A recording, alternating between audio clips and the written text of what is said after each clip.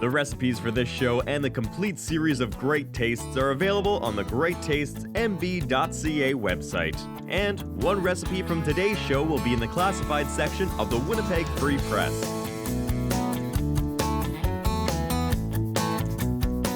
Welcome back to Great Taste of Manitoba. We are here tonight with Manitoba turkey producers and Chef Jason Wertzman.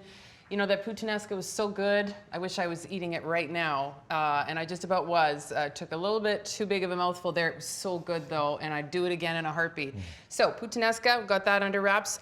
So now we're moving on to our turkey stock and turkey noodle soup. So what makes this special? Well, we're starting... Besides the turkey. Yeah, we're starting right from scratch here, and we're going to make a stock first. Okay. And then basically the turkey noodle soup, it's like chicken noodle soup, the Jewish penicillin as it's also known. Sure, yeah. And this is very much like my grandmother used to make and my mother still makes now. Lovely. So you must really enjoy making this. It's like a traditional thing. Sure. Okay, so so we have these various chicken parts. So tell us, turkey parts. So tell us a little bit about what's in here. Yeah, so I've got the carcass of a deboned turkey. Got a few necks in there. You know, you can put pretty much anything, and you could also take the carcass after you've carve the turkey and make a stock out of that. This is terrible. I used to throw it away all the time, like when I was younger, and now like I do. Sometimes I'll freeze them and wait, and then I'll use it in the soup. So that will work as well. Yeah. Okay. Yeah, and a stock in French is called a fond, and that means foundation. So it's basically the foundation of a good soup, a good sauce, anything like that. Many good things. Yeah. Okay. Yeah, and every stock starts with a mirepoix. And mirepoix almost always contains celery and carrots and chopped onion and garlic. And we've got some sprigs of fresh thyme here. So just the whole, like you haven't even diced these. Yeah, well this will be strained later. Strained, right. Oh, you know, that's one of the nice things about making stock is that you don't really have to, you know, nothing has to be sort of perfect. Yeah. I put a few bay leaves in there and some peppercorns. And then you want to just let that simmer for probably about an hour and a half. Okay. And, but you said don't bring it to a boil, and why is that? No, a rolling boil, it won't be nice and clear. It'll make it a bit cloudy. Okay. It's also a good idea to skim off some of the froth as you're going along. As it's simmering, yeah. Okay. And you get a beautiful stock after that. Perfect. Yeah, so the stock is here, finished stock. And what I have here in this pan here is I have some diced carrots, celery, and some leeks and some onion in here. So this is how I'm going to start making the soup here. Okay, so and of course this is peak of the market carrots, peak of the market onion, wonderful local produce that we're using here tonight. Yep, absolutely.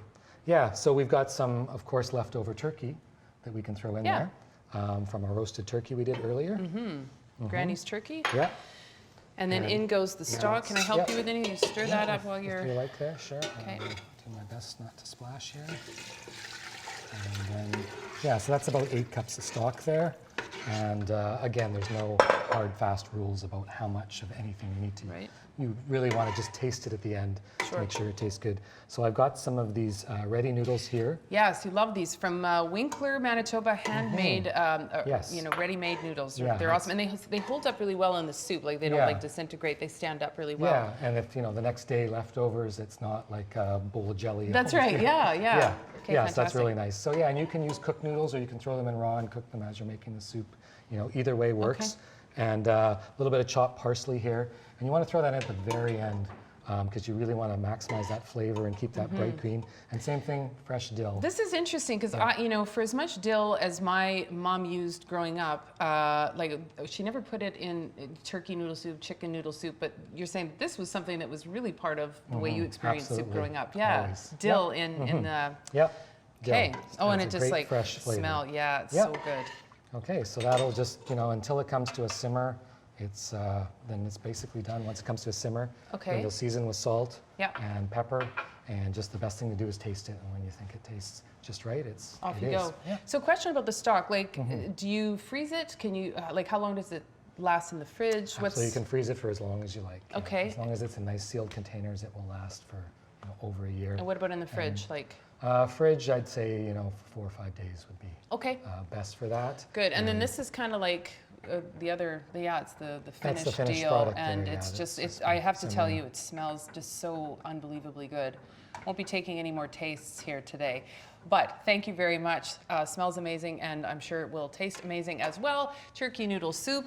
When we return on Great Tastes of Manitoba, we're going to find out exactly what Aaron Allblast did when we come back on Great Tastes of Manitoba. You're watching Great Tastes of Manitoba, brought to you in part by greattastesmb.ca. Local farms, local foods.